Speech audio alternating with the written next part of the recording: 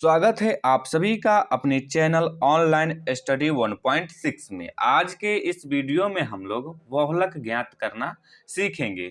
देखिए, बहुलक ज्ञात करने के लिए प्रश्न में वर्ग अंतराल और बारंबारता पहले से दिया हुआ है। अब देखिए, वर्ग अंतराल और बारंबारता दिया हुआ है, हमको क्या ज्ञात करना है? बहुलक ज्ञात करना है। बहुलक ज्ञात करने के लिए सबसे पहले हम लोगों को बहुलक वर्ग ज्ञात करना होगा। तो देखिए, बहुलक वर्ग कैसे ज्ञात करेंगे इसको समझिए। देखिए, ये जो बारंबारता दिया हुआ है ना, इसमें हम लोग देखेंगे कि सबसे बड़ी संख्या कौन सा है।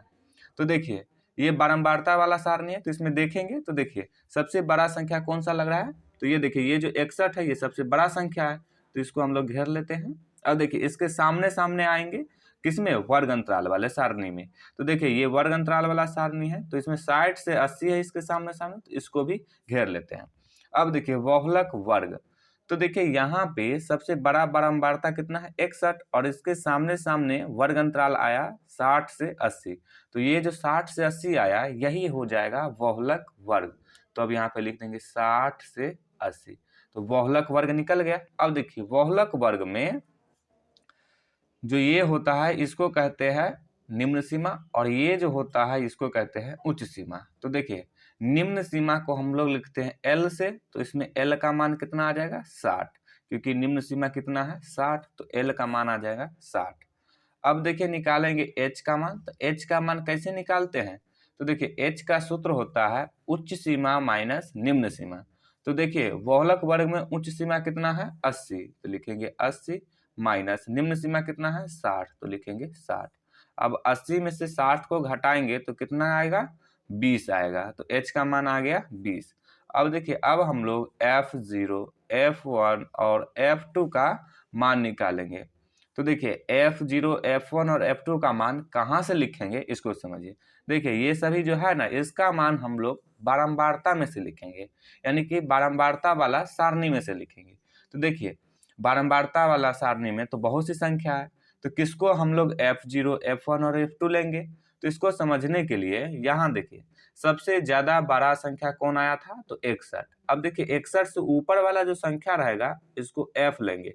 अब यहाँ से लगातार 3 तक 0, 1, 2 बैठाते जाएंगे, यानी कि 3 को संख्या ले लेंगे। तो पहली संख्या को F0 कह देंगे, उसके बाद जो आएगा संख्या उसको F1 कह देंगे, और उसके बाद जो संख्या आएगा उसको F2 कह देंगे। तो देखिए, इसमें F0 का मान कितना आ गया? 52, तो लिख देंगे 52। अब F1 का मान कितना आ गया? 61, तो लिख देंगे 61, और F2 का मान कितना आ गया? 38, तो लिख देंगे F2 के जगह पे 38। तो यहाँ पे सभी का मान हम लोग लिख लिए। अब हम लोग बहुलक निकालेंगे। तो देखिए, बहुलक का सूत्र होता है, बहुलक बराबर होता है L plus F1 minus F0 बट्टा में होता है 2 F1 minus F0 minus F2, और सभी के गुणे में होता है H। अब देखिए, ये होता है बहुलक का सूत्र। अब देखिए, हम लोग यहाँ पे जितना भी मान है इस सभी का मान हम लोग पहले से निकाल लिए हैं, तो अब सभी का मान सभी के स्थान पे रख देंगे। तो देखिए, L का मान कितना आया है? 60, तो रख देंगे L के स्थान पे 60।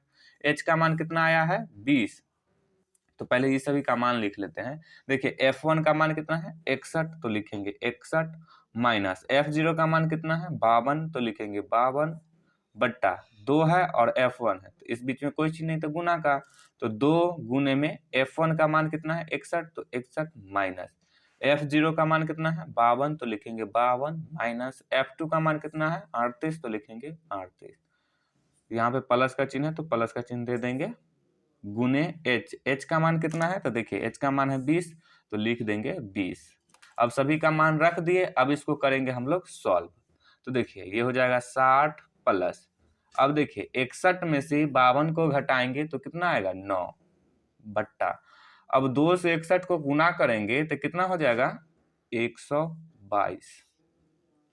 माइनस का चिन्ह है तो माइनस का चिन्ह। अब देखिए, इस दोनों को जोड़ सकते हैं, तो जोड़ देंगे तो 8 और 2 10 हो जाएगा, 10 का 0, हाथ में 1, 5 और 4 9, तो कितना आ गया दोनों को जोड़ने पे 90। अब देखिए दोनों में माइनस का चिन्ह है तो माइनस का चिन्ह लगा दिए, गुने में 20 है तो गुने में 20। अब इसको आगे सॉल्व करेंगे तो ये हो जाएगा 60 प्लस 90 बट्टा 122 में से 90 को घटाएंगे तो कितना आ जाएगा, ये आ जाएगा 32, गुने में 20 है तो गुने में 20। अब देखिए ये जो 32 है इसको और ये जो 20 है इसको हम लोग काट सकते हैं, तो कितना से काटेंगे, 4 से।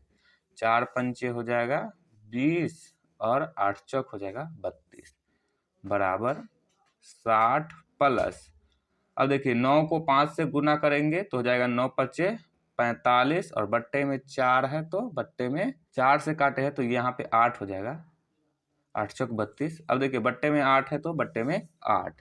अब देखिए 8 से 45 में भाग देंगे तो चलिए यहाँ पे भाग दे करके देख लेते हैं।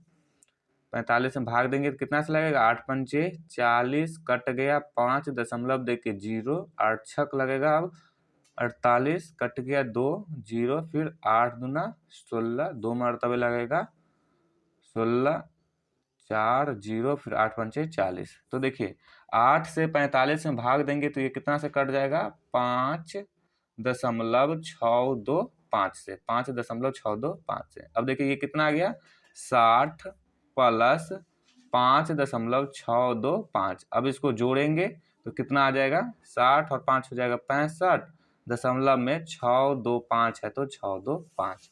तो यही हो जाएगा इसका बहुलक। तो उम्मीद है कि बहुलक ज्ञात करना आप लोगों को समझ में आ गया होगा। यदि समझ में आ गया हो तो इस वीडियो को लाइक कर दीजिएगा और चैनल को सब्सक्राइब जरूर कर दीजिएगा।